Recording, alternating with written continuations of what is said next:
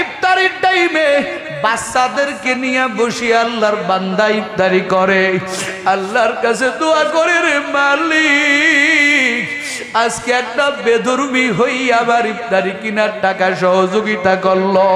কলিজার থেকে দোয়া করে, বাচ্চাগুলো দোয়া করে, জোরে কন আল্লাহু আকবার। রাত্রেবেলা ঘুমাইয়ে গেছে ওই সেই মুসলমান, যেই আল্লাহর বান্দা ওই ভাইয়ের টাকা ধার দেয় নাই, রাত্রেবেলা ঘুমাইয়া গেছে।